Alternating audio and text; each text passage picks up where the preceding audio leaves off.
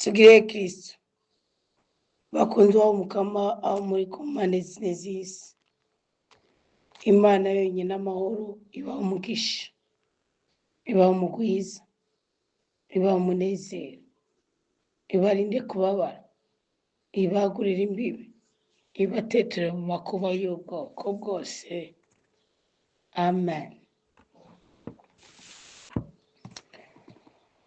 Turi ku munsi wa kabiri, igenekerezo ni rya 11 ukwezi no ku 11 umwaka ni 2025. Turi ku munsi wa 315. Harabura iminsi 50 yuzuye kugira ngo twinjire muri uwo mwaka w'2026, année père, umwaka udasanzwe, umwaka ukomeye, umwaka tuzokomereramo, umwaka tuzotagatifurizwamo. None rero ndabahaye ikaze rwose. Murazi ko tumaze igihe twiga ku bicaniro, ngene twucana igicaniro cy'umukama tugashyirako umubavu, tukitandukanya n'ibindi bicaniro byinshi. Ubundi imwe mu ntambara abakristo bafise bama bagwana batabona uko bari buyigwane,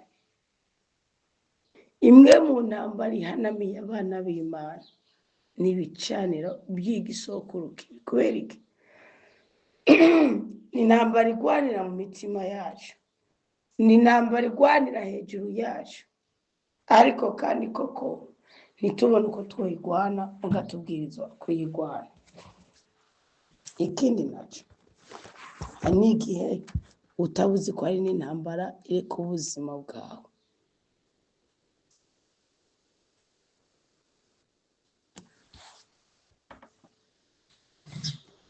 Izo ntambara rero turwana ziri hejuru yacu, ariko tutazi uko zasombwe. Iyo zitubiranye nuko tutaziteguriye, ziratuvuna, ziratunaniza, ziratuboha, ziradusuzugura.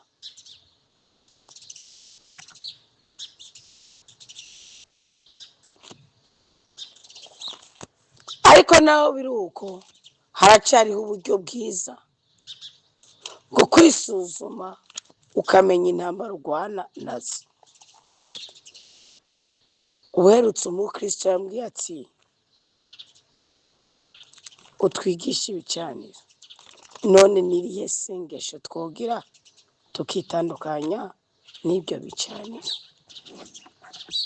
Ubundi ubwoko bwo gusenga ni bwinshi,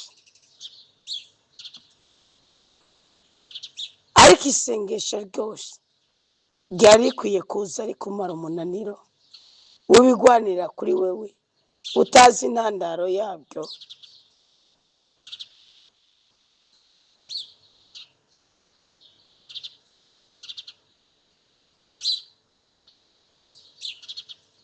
Ariko kandi utegereza kwitandukanya nabyo. Nk'ubu nk'akarorero, iyo uriko urasoma mu bw'iyabaye canke ingoma z'abami rimwe ikigabane ca 4, ubona ku murongo wa 10 ngo Yahabetsi atabaza Imana ya Isirayeli avuga ati, nukuri ni wampezagira. Iyo umuntu arinze ashirako n'indahiro ati nukuri ni wampezagira, nuko abona ko hari umuvumo, nuko abona ko hari ikintu gitandukanye n'umuhezagiro kiri kuri we. Nukuri ni wampezagira, nukuri ni wampezagira. Kandi ngo atabaza iki? Atabaza Imana ya Isirayeli. Kuba yatabaje Imana ya Isirayeli, ntihabuze akandi kagirwamana gakorera kuri we, ntihabuze akandi kagirwamana kagendanira kuri we, ntihabuze akandi kagirwamana gatravaya gakindira kanoganza ubuzima bwiwe. Yabesi atabaza Imana ya Isirayeli.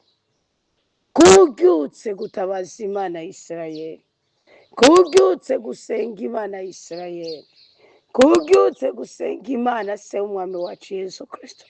Kweki tuvuga Imana ya Isirayeli tugakomeza tukabivuga, kandi Kristo yaratubambiwe, Kristo yaradupfiriye, Kristo yaratuvukanishije, Kristo yarabirangirije ku musaraba.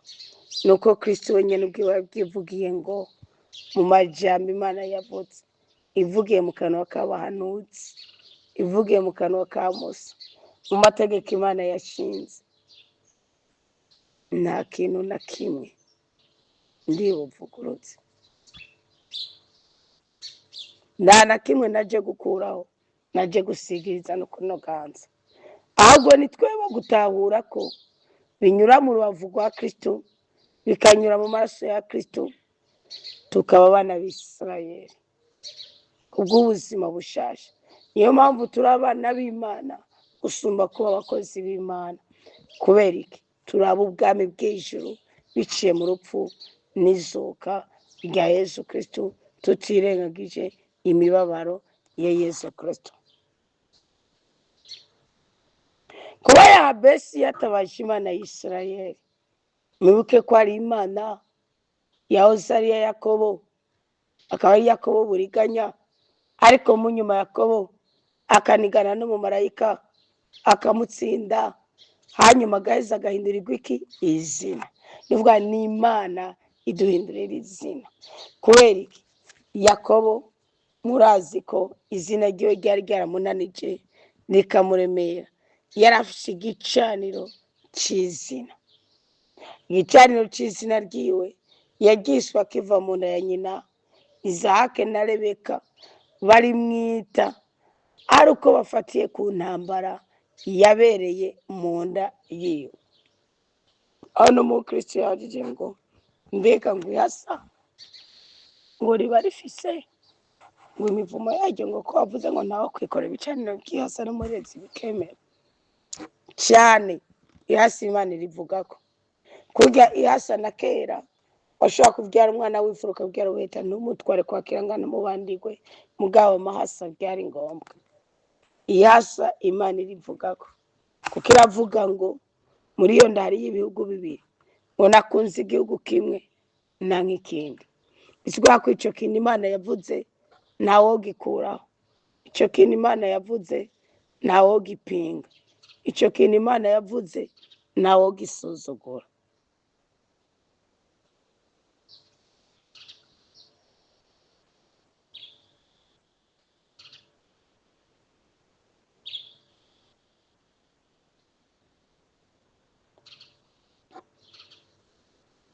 We rero wumva yuko mu bisoko mu bicaniro turiko turibona ko ku buzima bwacu hari igihe ubona ko izina ryawe ryamurikiye, ukabona ko rikunanije,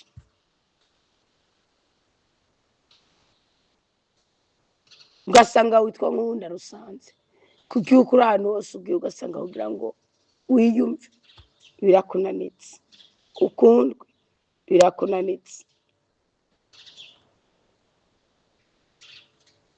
Tera intambwe utabaza Imana ya Isirayeli, Imana se w'umwami wacu Yesu Kristo, Imana ya nyagushemeza, Imana buhungiro bw'ubuzima bwacu, Imana rutare rwacu, Imana gahimbare kacu, Imana amahoro yacu, Imana butungane bwacu, Imana mutananirwa, Imana kibirengeye, Imana kibasumba, Imana iri hejuru y'izindi mana, iguhindurira izina, iguhindurira amateka.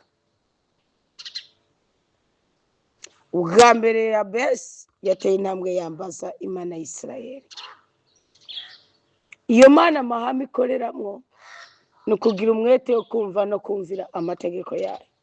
Icyari ubusa igihinduramo ibintu, byari bivumye bihinduramo imigisha, byari byananiranye ngo bidashobokera abana b'abantu, imbere yayo bica bishoboka.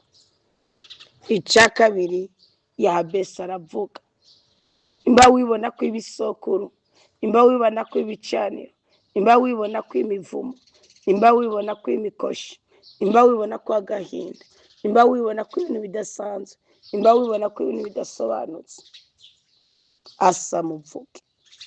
Zaburi iravuga ngo asamika umunwa wawe nzowuzuza. Ingorane abakristo b'uyu munsi dufise ni iyihe? Ingorane abakristo dufise ni uko iyo wasamitse umunwa, ntiwasamika umunwa ubwira Imana ikiri ku mutima wawe, ubwira Imana icyavuzwe n'ubundi cyari ku mutima w'uwundi. Ni byiza kuganira n'Imana uyibwira ukuri k'ubuzima bwawe, kuko nimba Zaburi ya 81 iravuga ngo gorora gahogo muririmbira Imana. Niko ndabwira intambwe woca kugasenga uitandukanye n'ibicaniro byose biri ku buzima bwawe. Iya mbere banza wumve Imana y'Isirayeli, wumve ko hari izindi mana. Ushobora kuba nk'ufise indasago kuri wewe, wowe izo ndasago ukabona ntacyo zigutoye ko n'amaraso uri kurava, mugakumbe ni Imana ikorera kuri wewe, ituma urondera nturonke, ituma ukunda ntukundwe, ituma usenga amasengesho yawe ntarenge hejuru y'umutwe wawe, ituma uhora wihebye, ituma uhora n'igisuzuguro, ituma uhora n'agahinda. Iyo nayo ni iki? Ni Imana se umwami wacu Yesu Kristo twinjiranamwo nayo kubera iki? Kwihanganira ibitubabaza, kuko ngo nimwamara kwikorera imisaraba yanyu mukankurikira, ngo data azobakunda, ngo nanje nyene nzobakunda, ngo aheze aze muri mwebwe, ngo kandi mumara gututugwa kubw'ijambo ryanje muzosaba data icyo mushaka cyose muheze mukironka. Iyo ushaka imigisha y'Imana y'Isirayeli, iyo ushaka imigisha y'Imana se umwami wacu Yesu Kristo, wumvira itegeko ryayo. Ni ukuvuga wakira bya bicaniro byayo bagucanye, ukavuga uti ko biri kose kumbure sogokuruza, se wa sogokuru, nyina wa nyogokuru barambandiwe, barandagurije, baragize iki, none reka mfukame nce bugufi. Ibyo bintu bisaba ko wibwira, kuko nimutiga kwibwira neza, ngo mwige kwibwira ibikomeye, ngo mwige kwiyatura ko ibintu bizima, ibyo babatuye ko ntibizobavako, kandi nurindira ngo bazobanza kubindondagurira bizokunaniza. Nurindira ngo bazobanza kubimbwira bizokurusha. Tera intambwe wambaza Imana y'Isirayeli, witandukanye n'izindi mana zose, witandukanye n'izindi mana zikwemerera ko wiba, witandukanye n'izindi mana zikwemera kusambana, witandukanye n'izindi mana zikwemera kubesha, witandukanye n'izindi mana zikwemera kusakutsa, witandukanye n'izindi mana zikwemerera kuragutsa, witandukanye n'izindi mana zikwemera ko widodomba, witandukanye n'izindi mana zikwemera ko watura ngo ndagongo ndapfuye. No, Imana ihora itubwira ngo nimwature ibyiza. Icya kabiri Yabesi yaravutse, yarasenze, ntiyasenze mu kinofunofu. Nibyo koko mubyeyi Ana uriko urasoma muri Samweli wa mbere 2, urabona ngo ko amaze kujya mu isengero Ishilo, ngo arabombagura akabombagura imino. Amaze kujya mu isengero Ishilo ntiyasenze nk'uko abandi basenga, ayaye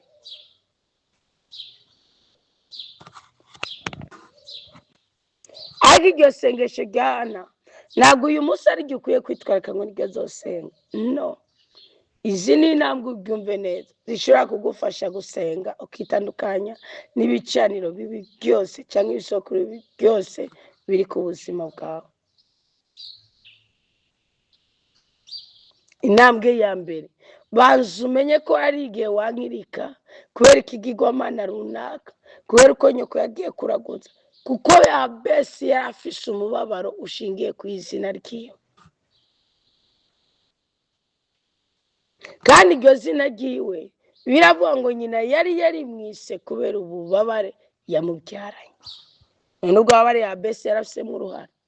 Ubwo wabare Yabesi nimba se yari yaramuharitse, nimba hari intambara, nimba hari iki, yarafisemo uruhare Yabesi? Mugabo byaramunanije. Imibabaro y'ababyeyi bacu mu gihe badusama inzara z'ababyeyi bacu mu gihe batwibungenze, agahinda k'ababyeyi bacu mu gihe batwonsa, kubaho nabi kw'ababyeyi bacu mu gihe batureze bishobora kuzana gutsikamira ubuzima bwacu, kunaniza ubuzima bwacu, ugahora ugaragara nk'inyamaswa kandi utariyo.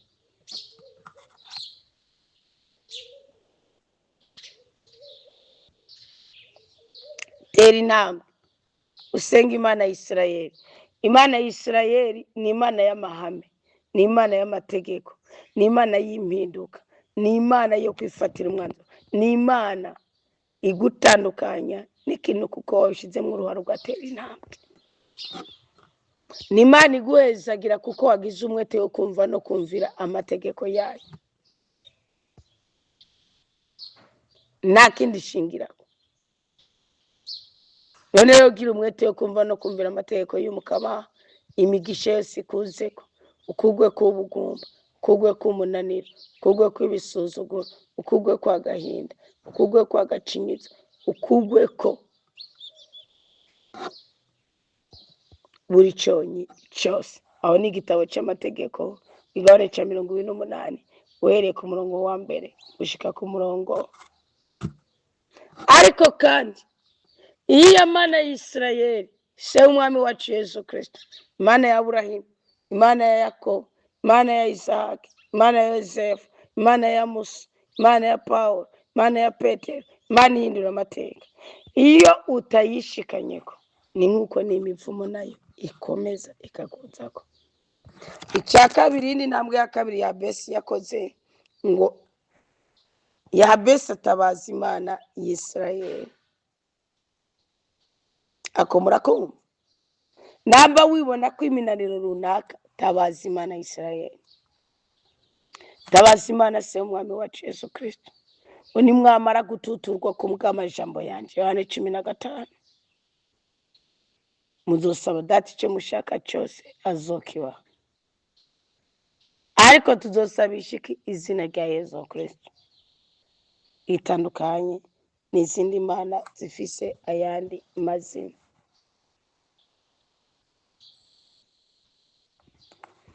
Abango nukuri ni wamezagira. Iri jambo kuvuga ati nabwiye ko abakristo musenga mu burake, musenga mu burebwe, sindabahenda umwanya w'ibisabisho mu w'ibisabisho, ariko mugire n'umwanya wo gusenga. Iri jambo gusenga ni jambo watura uribwira umuntu afise ubushobozi, uzi neza ko iryo jambo rija kuzana n'ikintu wari ukeneye kuri uwo muntu. Ntabwo ari gusenga, ni gusenga. Nk'ubu nk'akaroro nk'umunyakananikazi, niwe yitoye aragenda arabwira Yesu Kristo. Ni muri Matayo 15.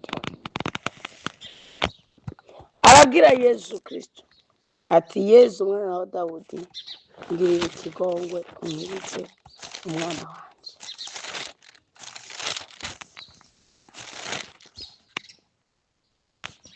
Matayo 15:21.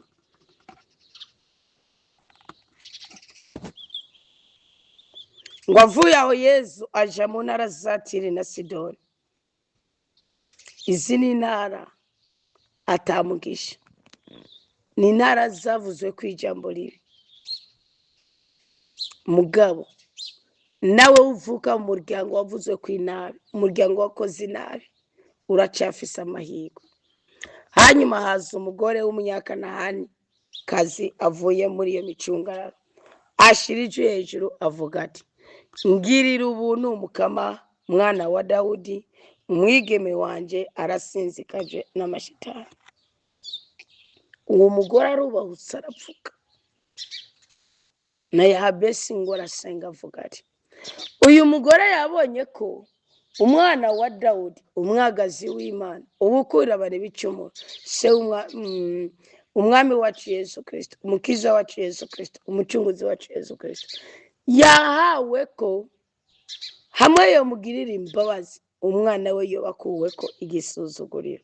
Mukirengagiza ko ari undi munyasidoni kazi agenda kwa Rumenyi agapfukama agatanga n'ishikanwa akavuga ati ntabara undaguririra umwana wanjye umbwire ikimusinzi kaje binashobotse ukinkureko. Wewe avana mubwiye ati ni runaka kandi wanashaka kenshi burya abarotse ntibavuga abo ababaroga, kuko umunyeshuri aba munzi wawe ataroga atazi kubyuka barakubwira ko yarakinda, kandi ibyo ni hamwe ry'umwuka cyo gituma ishari mukwiye kuyica. Uwo munyakanahanikazi kubahuka kubivuga aje kuvuguruza icyo Kristo aje gukora muri uyo mwanya. Mbabwiza ukuri, nimwubahuka mukabwira Imana mu rurimi rwanyu, mukabwira Imana mu ntambara zanyu, ukabwira Imana uti mwana wa Dawudi ngirira ikigongo, ukabwira Imana uti ndi umucumuzi mbabarira, ukabwira Imana uti ndi umucumuzi mbohora, ukabwira Imana uti ndi umucumuzi ngirira ikigongo, izokikugirira, izogutabara. Ndabikubwiye izogutabara, vuga ngo izontabara. Biravuga ngo Yabesi araheza arasenga, araheza aravuga. Ingorane dufise tuvuga uburevi. Ni ryari umukristo avuga uburevi? Ni igihe ajya kuvuga ashingiye kuri mwene wabo, mukuru we, murumuna we, uwo yita ngo ni igihangange, aho kuvuga ashingiye ku buzima bayemo. Gusenga kwawe ereka Imana ibikubabaye. Narababwiye ko iyo umwana nyina ariko aramuhana, yatoye igiti ariko aramukubita, hajya umwana avuga ngo mama ngirira ikigongo sinzosubira, burya bariko arasenga nyina. Aba ariko yibutsa nyina ko ari umubyeyi wiwe, akamwibutsa ko iruhande y'ikosa yakoze ashobora kuba ababaje n'igice kimubako mugabo, kandi ashobora kutazosubira kugikora kugira ngo ntazokongere kubabara. Iryo ni ijambo gusenga. None nukomeza ugafatira mu byo abandi babayemo, uzosenga ibyawe ryari? Mugabo yitwa Yakobo yigeze kuvuga ngo mbega aho nakorereye urugo rwawe nzokorera urwanje ryari? Ubwo nyene Imana iranezerwa, wimukorera igitangaza ijishisha umubabaro sebukwe Labani, kuko nawe yari yaramuhondaguje amakuba. Mwibuke ko Yakobo yaratsikamiwe n'izina. Yakobo niyibwe umugisha mwe nawe ngo nuko ari umusuma cengo nuko amwanga, no, muzosoma amateka. Mugabo izina rishobora kukunaniza ku buryo ujya ukaryagumba uwutoriye utoryagumbye.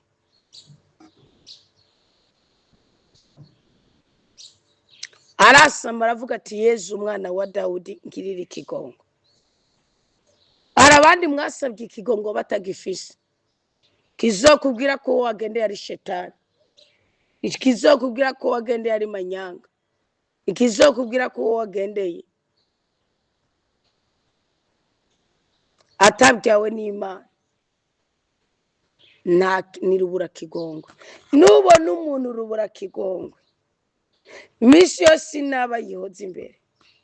Nubona umuntu rubura kigongwe, uzomenya utuwuse ni shetani. Yezu yigeze kubwira abanyisirayeli, abayuda, mu Migabane cya 6 cy'inkuru nziza Yezu Kristo yanditse na Yohana, ariko ababwira iby'amateka.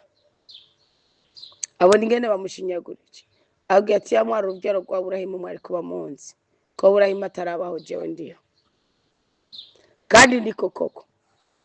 Bibiliya mu bitabo 5 bya mbere bya Musa barabisoma, byaravuga ingene Aburahamu yavuye kugwanirira Loti, agahura n'umwami wa Gomora akamukeza, agaca ahura n'umwami w'i Salemu, Yesu Kristo umwami w'amahoro, akamuha umukate n'umuvinyu, nawe akamuha kimwe muri 10 mu byo avanye ku rugamba.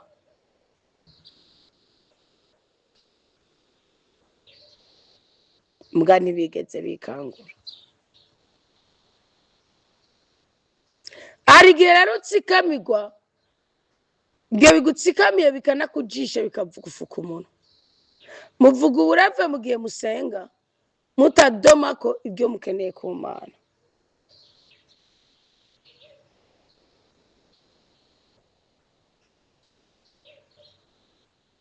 reka ndabaha akarorero.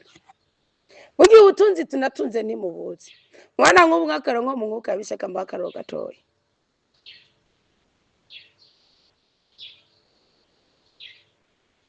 Nk'ubu uye nk'ibihe bibi uba mu by'inzara n'inyota kugenda gusa ukabwiye nko mu mwuka ya mesa wabwirizwa gukorera muri sanse zibiri. Nk'ayo umusaseridoti avuga ngo nimuhorane umukama. Nta musaseridoti pe asonza abura icyo arya, nta musaseridoti abura icyo anywa, nta musaseridoti abura icyo yambara. Ibyo ni ihame. Ibyo vuma bikena biwamuga, ibyo ni ihame. Kandi burya byari ngombwa n'abiwawe ntibari bakwiye kubikena. Wabwiriza wowe guca uvuga uti Mana wavuze ngo niduhorane nawe nta nzara afise, nungira neza nanjye ukayinkitsa. Nagenda gusa nungira ibyo bivugira mu mutima. Amasengesho ariko asengwa n'abandi yose akaza kuri wewe, kuko Imana ivuga ngo nabonye ugifise umwuka wo guharanira ubutware bwanjye. Icyo nicyo kiragishinga Imana. Cyabo ngo bane bimanira ibanga ry'ukwemera n'agatangaza. Bangwego cyane mukama turemeze ugupfa kwawe. Ugupfa kwa Yesu Kristo no gucungurwa kwacu. Ngo tinone Kristo kwavuze ngo iminaniro tuyiguhe yakira nkure kuzobukoze. Mukiga kuba mu kirere cy'ubutabazi gusumba kuba mu kirere cyo kwigana. Niyo mpamvu iminaniro yitwara mu isengero kugenda yikore, kuko Imana ikiriza mu mwuka wayo mu bitangaza byayo. Umugore yaradutse aravuga, kandi avuze Kristo nta na kimwe yavuze ngo Yesu ntiyagira icyo amwishyura. Yaricecekeye. Umviritse ngo abigishwa biwe bamwegereye baramusaba bati mwirukane adukura induru inyuma. Abigishwa biwe bobo bahagaze nabo muri bya bisokuru bibi, ko ntibari bwatigwe burya bati umunsi wuzura mutima mweranda. Nabwiye ko dusigaje iminsi 50 ngo dusozere uwo mwaka, hasigaye iminsi 10 ukinjiye mu masengesho y'iminsi 40 kugira ngo mubone gukurwa ku bisuzuguro by'ubwoko bwose naho n'ubu igicaniro twacanye kiriko kirakora ibitangaza. Yesu ntiyagira icyo amwishyura. Abigishwa be bamwegereye baramusaba bati mwirukane adukura induru inyuma. Murumva abigishwa ba Yesu Kristo nta mbabatsi, nta muco, nta rukundo, nta canga. Kristo we yihoreye, kuko umugore nta gicaniro afise cyaka imbere ya Kristo. Ariko kugira ngo igicaniro cyane uruhimbi rwanyu rwame kumuriro utigera uzima. Abatarabyumva ndazi ko mu misi muzobyumva. Yesu amaze kubona ko uwo mugore ahohotewe, Yesu amaze kubona ko uwo mugore asa n'uwirukanywe, Yesu amaze kubona ko uwo mugore asa n'uburagijwe, Yesu amaze kubona ko uwo mugore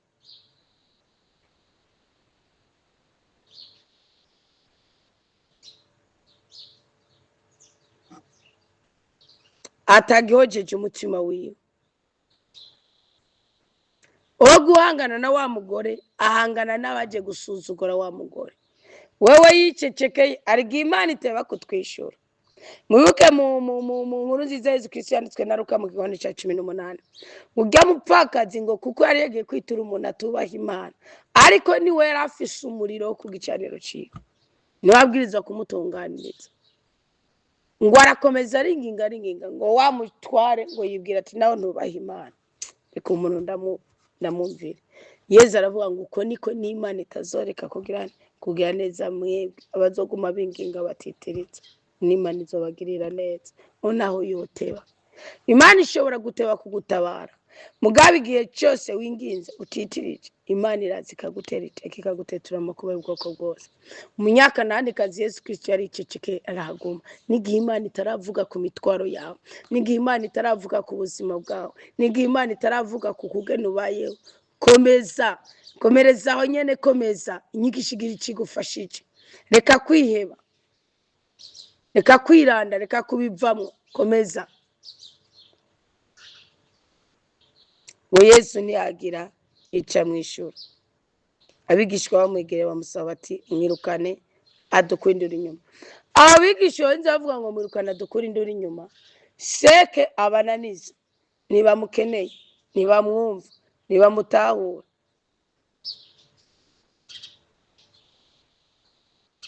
Birumvikana neza ko Kristo Yesu yamaze kubona atacanga cy'ubuzima, nayo bari mu gacerere, nayo batari bwakore, naho batari bwagere, ararenga imbibe akaza. Ubundi umugore yarabuze igicaniro cy'ibitangaza. Mugamviriza ndababwira, mwebwe mutaracana umuriro w'ibitangaza, mwebwe mutaracana igicaniro cirukana inzoka, amashetani, abarozi n'abambutsi, ngoma ndababwira ibanga.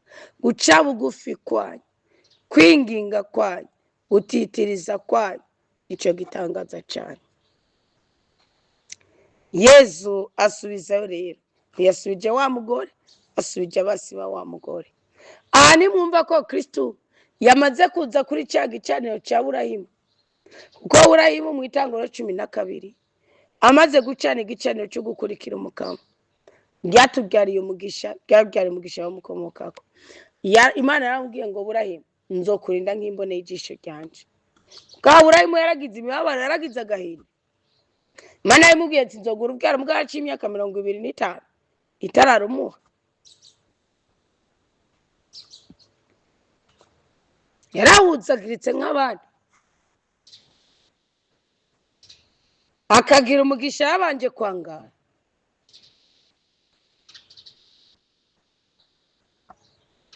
Aravuga ati nzokurinda nk'imbone y'ijisho ryanje, uzokuvuma azoba mvumye. Murumva? Ubundi abigishwa ba Yesu Kristo bacira urubanza umunyakananikazi.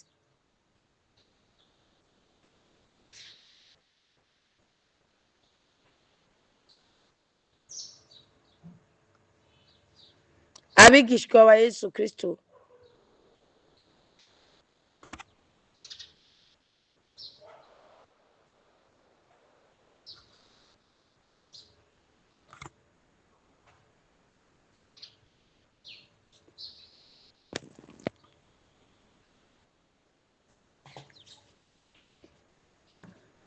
uzokuvuma nije azobavuma, uzoguhezagira nije azobahezagiye. Kristo Yesu yihoreye kuko umukananikazi nta gicaniro cy'ubutabazi afishe.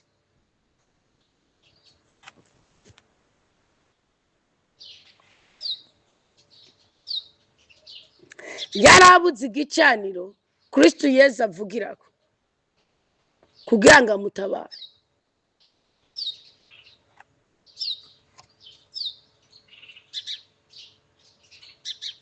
Ariko naho byari biruko, Kristo Yesu ntiyemera ko asuzugurika, ntiyemera ko aciriga urubanza, kandi yamaze kugera ahari. Wowe ubaza ngo ntacanga cy'ubuzima ufishe, ngo ntakanavera k'ubuzima ufishe, Imana ntiri buguterane n'amakuba y'ubwoko bwose. Oya, nayo igicecetse iguhoza kwijisha. Komeza winginge, komeza utitirize, komeza wisengere, komeza usabe Imana, komeza wature ubutabazi, komeza wature iby'umunezero.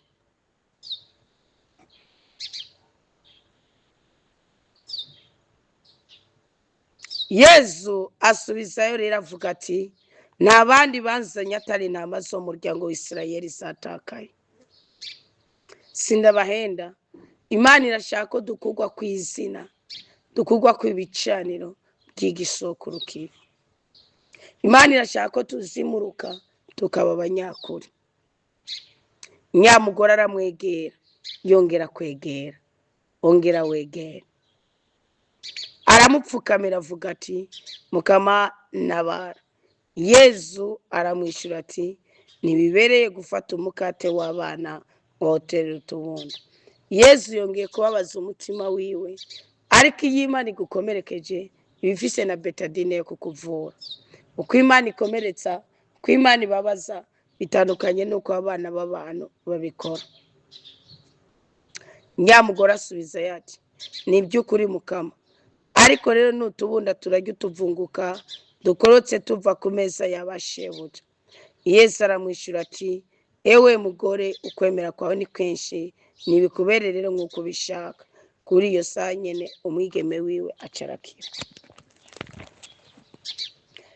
Kwemera Imana, kubaha Imana, guca bugufi, kwinginga Imana, gutitiriza ni gucana igicaniro cy'ubutabazi.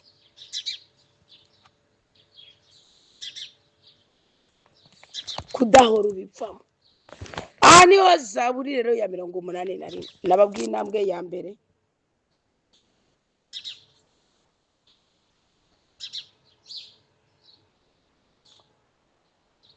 Yabesi yateye.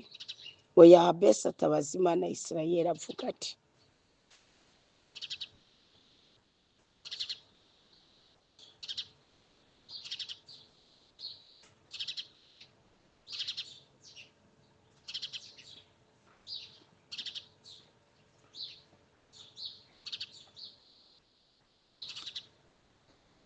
Yabesi atabaza Imana ya Isirayeli avuga ati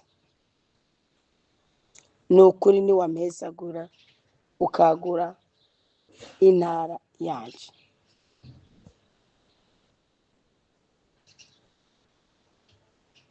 Ni ukuri niwampezagira.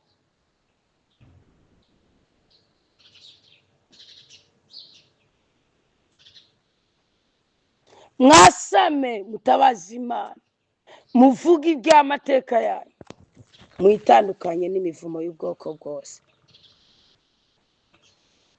Zaburi ya 81 iravuga ingene Imana iburira igihugu cyayo. We wumva ko ufise ibicaniro ku buzima bwawe, ufise ibisokuru bibi ku buzima bwawe, gorora gahogo uririmbira Imana, kuko niyo yonyene iri ubukomezi bwawe. Uyitere impundu, kuko n'Imana ya Yakobo ihindura amateka, yisanzangura ibicaniro byose igahinduka kuba Imana yawe, Imana y'Isirayeli.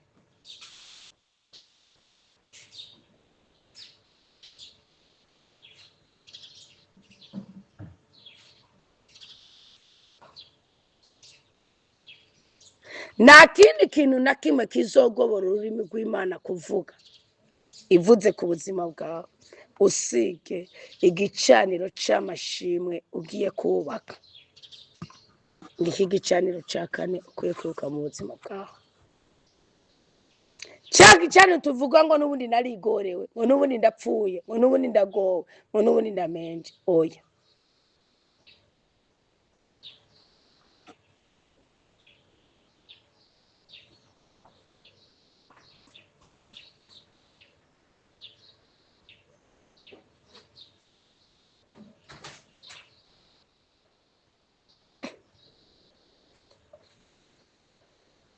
ubundi iyo umaze gucana igicaniro c'amashimwe, Bibiliya iravuga ngo niyo numva imvugo ntarinzi. Iyo mvugo ngo iravuga ngo nararemuruye igitugu ciwe umuzigo, iminwe yiwe iraruhuka ikivumvu. Nta kindi kizogukura ku ibicaniro by'umubabaro usibye kuzamura amashimwe y'Imana, kuvugiriza impundu Imana, gushira ku umubavu w'amashimwe. Mana ndagushimiye ko ndiho, Mana ndagushimiye ko nkivuga, Mana ndagushimiye ibyayobeye abayuda n'abafarisayo n'abasadusayo, wowe ukabishobora.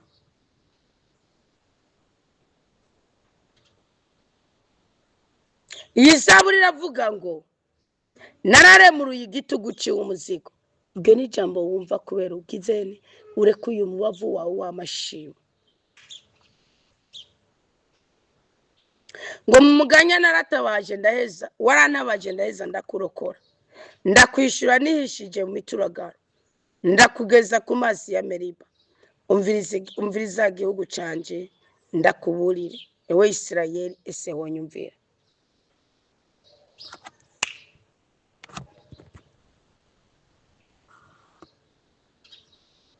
Umurongo wa 10 muri Zaburi ya 81 ngo ntihazoba imana y'ahandi ivugwa iwawe. Mwibuke ko Yahabesi yavuze imana y'Isirayeli. Tuzokubita inkoro hasi imbere y'imana y'inyamahanga. Mwibuke yuko umunyasidonikazi, umunyakananikazi yaravuye mu mana za Kanahani, arava muri za bya bigirwamana byawo, araza apfukamira Yesu Kristo. Oni jewe umukama imana yawe nagukuye mu gihugu cya Misiri, asamika umunwa cyane nzawotsotsa. Ni kwa kwinginga kwa wa mugore, ni kwa gutitiriza mw'abakobwa mwinginge, mw'abahungu mwinginge, mw'abagore mwinginge, mw'abasore mutitirize, mw'abagabo mutitirize. Asamika umunwa cyane nzawutsotsa. Komeza usenge, reka gucika intege. Narabwiye kwiga igicaniro. Igicaniro ni iki? Uruhimbi ni iki? Ni ikintu ushira udavuga ngo unamusi ndabikoze ejo ndaretse. Imvura igwa cyangwa ihite, tuzokwigera ukora ikintu ngo uryaganye Imana kimwe muri 10. Ngo nuko wakoze make n'ubundi udakwiza, ngo nuko wakoze meshi. Ushobora kwibaza ngo ntikwiza kubera uharura umukate, uharura umuceri, uharura modena fise, utazi kwagira hamwe hatemwe ingwara naho. Mugabo ushobora kuvuga uti sinkwiza, reka mbanze nirenganure n'Imana yanje y'Isirayeli, ku itegeko ryayo, ku ibwirizwa ryayo, ibisigaye nayingirire neza. Iyo yicinzira mu bitandara by'amabuye, kandi ngo ikaduhera amazi yo kunwa mu bihongo by'amabuye, ikaduhera umukate wo kurya muki mwizitane gishamba. Ngo n'ubuhanuzi bwa Isaya. Ikintu kibabaza Imana nuko tutumva ngo ijwi ryayo. Ikintu kibabaza Imana nuko ngo tutayishaka, tutayirondera. Yahabesi amaze kubona ko nyina yamwise izina gahinda, mubabaro, atabishizemo uruhara, yarateye intambwe ashaka Imana y'Isirayeli. Nawe tera intambwe urondera Imana se umwami wacu Yesu Kristo.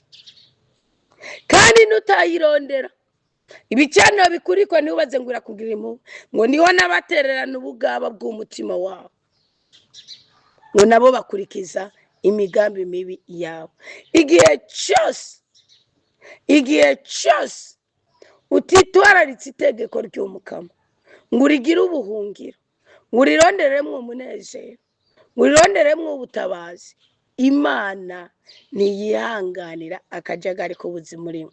Irakwicecekera kuko ishaka abayisengayo n'abarema, mugabo nishaka guhora igira ivuguruza. Ubutware bwabo bushingiye ku mbabazi zayo, ubushobozi bwabo bushingiye ku mpuhwe zayo, ubudahangarwa bwabo bushingiye ku rukundo rwayo.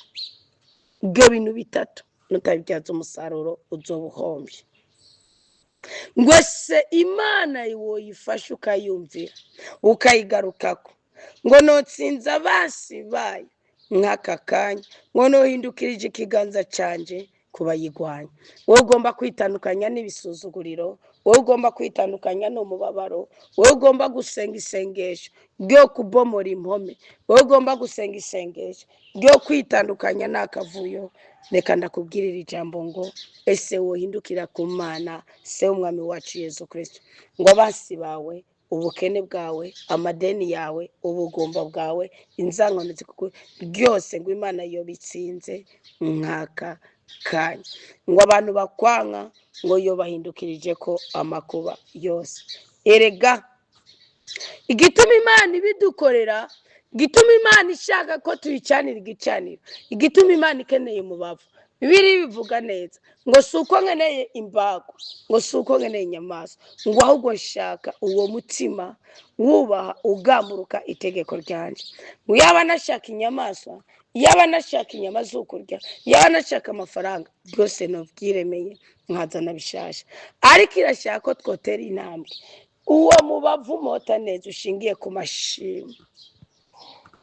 tukawuzana ku gicaniro cy'umukama, bigaheza ikaturekurira ikatumijagira ko imigisha dukeneye, kuko ngo abanka umukama boheza bagaca bicisha bugufi. Murumva ko ikisoranga ko turi abana b'Imana ni kubaha itegeko ry'Imana. Kwa kubaha itegeko ry'Imana bikatwegereza ku ruhimbi rw'umukama, bigatuma duhorana umuriro waka, tudasuzuguza iteka ry'Imana, maze abandi nabo bakatubonera ko akararo, bakavuga bati natwe twobigenza nk'uko Imana mushobora byose iyo dutabara. Kandi ngo muri icyo gihe n'abahora banga Imana weza bakama n'ubwoba na ntayo, ngo Imana wamwe twoyumvira ngo yo tugaburira ifu nziza y'ingano kandi ikaduhozagaza n'ubuki bwo mu gitandaro. Murumva yuko dukwiye guhaguruka tukarondera Imana y'Isirayeli, tukarondera Imana se umwami wacu Yesu Kristo, ngaheze ikadukurako ibisuzuguriro. Aho ngaho mu buhanuzi bwa Isaya 55 iravuga ngo burya Imana tugirire ikigongo, twiyereke n'ukuri, tukuze ko nyene burundu. Iza yigeze kuvuga ngo nimugire ubwoba, nimwemere mwitandukanye n'inabi, muri Mika 38:16, ngo kuko umukama arabahagarikiye, ngo kandi mba muhagarikiwe n'umukama muzohangama, kandi biri muri mwebwe byose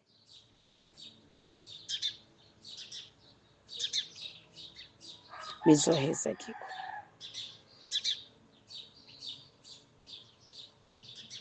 Izana we yaravutse ashingiye ku majambo ya Ezekiyasi, ngo noneho inunu yanje yahindutse amahoro, ngo niwe wakingiye umutima wanje inyenga y'agaheza, ushiburira inyuma yawe ibicumuro byanje byose. Nitwubaha Imana, nitwumvira Imana. Ubu mwami Ezekiyasi murazi ko yarafise kanseri, yashikigubu. Imana yavuga ati pfa, tanga umurage, ngo yibutse Imana imirimo yakoze. Avuga ati jewe ibuka ingene nakuye agacinizo k'Abanyesidoni ku Banyisirayeli babashinyaguriza baja kuvoma amazi, ndakora nkoresha umutahe wanje. Imana ngo imukura ku ico gisuzuguro c'urupfu. Hari urupfu uzokugwako,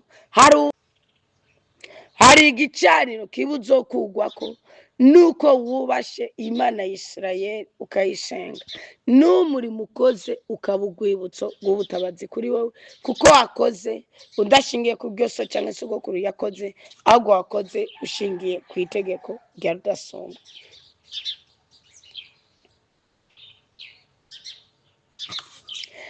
Ezekiyasi yaravuze muri Isaya 38:18, ngo nka kukuzimu nikugushimagiza kandi urupfu ntiruguhayagiza. Mukwiye kwirukana urupfu, mukirukana agashinyaguro k'isi, mukirukana imibabaro y'isi, kuko Imana irashaka abantu banezerewe, abantu bahiriwe, abantu bahimbawe, bayishimagiza. Ibyo mutarabikora muriko murahomba rwose, ibyo mutarabikora muriko murisuzuguza rwose.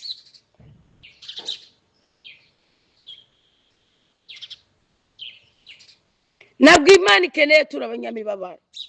Umunyamibabaro nta buzima bafise, ngo ariko ukiri muzima niwe musa ashobora gushimagiza Imana.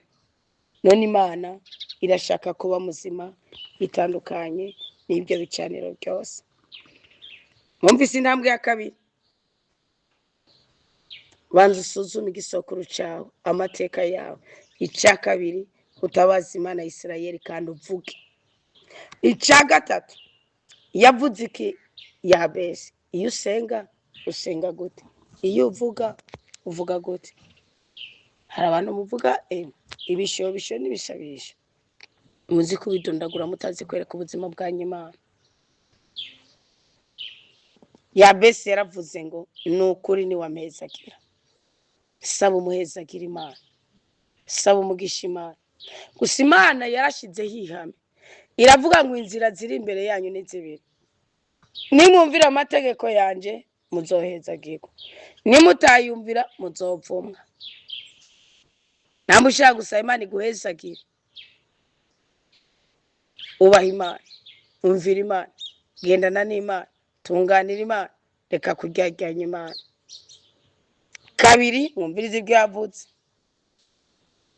ukagura intara yanjye. Ubundi intara ni iki? Uyu munsi Yabesi ariko arasaba ngo imana yagure itongo ryiwe, intara yiwe yagukirwe, imuha intsinzi. Uyu munsi cyo gusaba ni iki? Kwagukirwa mu buzima bwawe. Nusaba imana yisaba inzu ku buryo uzotanga indaro. Nusaba imana yisaba umuduga ku buryo uzotanga lift. Nusaba imana yisaba ku buryo urugo rwawe ruzogenda. Ntukayisaba ibyo urya wenyine.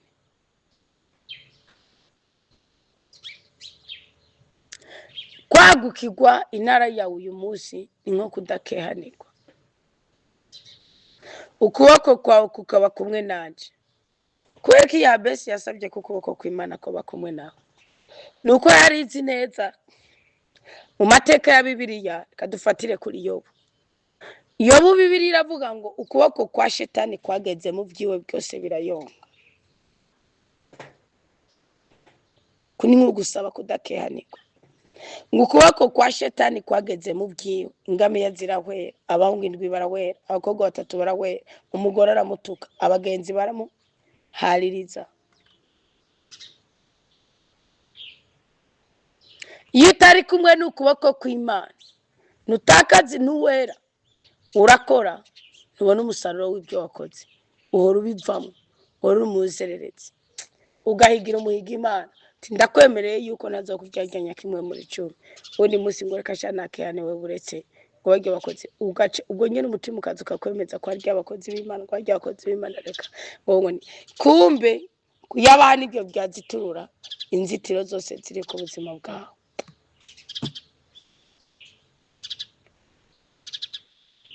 Ukandinda inabi. Yabona ati inabi yabaye kuri mama ishobora kumperekeza,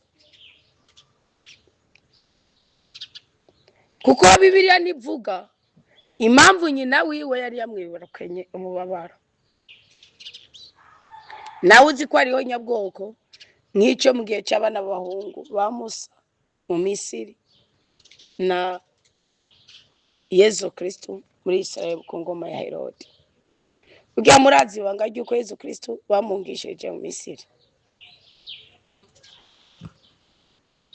Burya kwari kugira ngo Imana isase urubanza. Ubundi Misiri yari ifise iyo mana yo kugira yuko batambika umwana w'umuhungu w'ifura. Bituma bagomba kwica Yesu Kristo ahungirayo. Imana izi kurumva basi Salomo yavuze uko yavuze ngo Imana inyaga iburyo igashira ibubafu. Muzosome Izaya 19 niyo muzosobanukirwa icyayi cyabaye sico ndiko ndigisha. Ukuboko kwa kukaba kumwe nanje, ukandinda inabi, uzoba unkijije amagorwa. Mwabahungu mwabakobwa, mwabagabo mwabagore, musaba Imana ibakize amagorwa. Imana iraheza irarangura icyo yasabye. Murabyumva ibintu? Banza usobanukirwa amateka yawe, utera intambwe wegera Imana ya Isirayeli, kandi uvugisha ukuri k'ubuzima bwawe. Ni ukuri ni wamezagira itandukanye n'imivumo. Iyo ni rimwe. Kabiri, ukagura intara yanje itandukanye no gukehanirwa. Wara na ifisi uri karya myenda ofisi yiye, ariko Imana irayitanga yisara. Gatatu, ukuboko kwawe kukaba kumwe nanje itandukanye n'imikorere, imyuka mibi, abarozi, abambuzi, abangushi, intumwa za Shetani ku buzima bwawe. Kane, ukandinda inabi itandukanye n'akanyarinje, kubona umenga hari icyo ushoboye icyo gitera. Ni Imana itubwira beranda ubwacu mwana w'umuntu. Iyo Bibiliya iravuga ngo nawe mutereka ngo urumva ngo mwisinzi ry'abantu beranda ubwiwe yo kwicumurago. Gatanu, uzoba unkijije amagorwa. Mana ya Isirayeli gutabara, Mana ya Isirayeli gukize, Mana ya Isirayeli kubohora, Mana ya Isirayeli guteturure, Mana ya Isirayeli ikunezereze. Ngo Imana iraheza irarangura icyo yayisabye. Dawa twese ubyagiye mu ijuru, we Mana se umwami wacu Yesu Kristo, turabonye intambwe zibiri zo kwitandukanya n'ibisokoro b'ibicaniro biri ku buzima bwacu, tugacana igicaniro cy'amashimwe, ugaheza ugashimishwa nuko twitwararitse amategeko yawe, ukaduha umugisha n'umugwiza. Ubwo Yabesi yasenze niko dusenze ubwoko bwawe. Yarasabye kwagukirwa, arasaba gukurwa kw'imikorere ya shitani, y'abarozi, y'abapfumu, n'iy'abambuzi, n'iy'abangushi. Arasaba kudakehanirwa, arasaba kugendana nawe, arasaba ko womurinda inabi, arasaba ko womutabara ukamuha imigisha y'ubwoko bwose bw'Imana. Aranakenguruka ko uzomukijije amagorwa, ngo waramwumviye urabimuha. Twumvire nyagora ku ngoma dutandukanye n'ibisuzuguro by'ubwoko bwose. Natwe turateye intambwe nk'umunyakananikazi, turaje kwinginga, twitandukanije n'ibisokuru bibi, duhakanye ibyaha kuko bizana ibyago, duhakanye ibicumuro kuko bidutandukanya nawe. Nyagora ku ngoma rutare rw'ubuzima bwacu, umva gusenga kwacu. Iki gicaniro kikumotere neza, iki gicaniro cya mbere cyo kuri uyu munsi wa kabiri igenekerezo rya 11 kigere ku gicaniro cyo mu ijuru. Ntihakagire umwasi agitangira, ntihakagire usukamwo amazi n'ayasukamo ntafate ntakore, kugira ngo dutabagwe, kugira ngo tunezerwe, kugira duhimbagwe, kugira ngo turambe, kugira ngo twemerwe, kugira ngo turanirwe, kugira ngo dukundwe kandi dukundwakaze, dukugwe kw'imivumo n'agacinyizo k'ibisokuru cyangwa ibicaniro by'igisokuru kibi. Ndagushimiye ko unyumviye mu gusenga kwanje, ndagushimiye ko wakiriye umubavu umota neza w'ubwoko bwawe, ndagushimiye ko uteturura ubuzima bwacu, ndagushimiye kuri urutare rwacu, ndagushimiye Yezu ko udushize ku ikimenyetso cy'amaraso yawe, ikimenyetso cy'ubudahangarwa, mwasi ntatwivangemo. Mutima mweranda kazi kugira dutaramutse impanuka z'ubwoko bwose, twanke guturuka buka tugataha bunyama, dutwikirize ububasha bwo mu ijuru ibibondo byacu, abari mu mabara atandukanye, abari mu bihugu bitandukanye, abari hafi n'abari kure, bose batabagwe mu izina rya Yezu Kristo, bose bahembuke mu izina rya Yezu Kristo, bose banezezwe mu izina rya Yezu Kristo, bose babe nk'uko Imana ishaka ko baba. Mukama duhezagire, tugire neza, tubohore, duteturure, duhere ubwenge ibibondo, duhere umugisha ibibondo, uduhamagara meza, uduhe urubyaro aho rukenewe, uduhe igikundiro aho gikenewe, udutandukanye n'icyonyi cy'ubwoko bwose. Mu izina rya Yezu Kristo usenze naturi neza kuri twebwe ubwoko bw'Imana. Amen. Amen. Aleluya. Kuko turira turi mu bugara bw'Imana ikatwumva, ikiyizanye no kutugirira neza. Amaraso ya Kristo adutwikire kandi atubohore, adutandukanye n'imyaka y'ibicaniro bibi yose. Amina. Amina. Aleluya. Komere cyane, Kristo ni muzima, agira neza byose. Hezagirwa.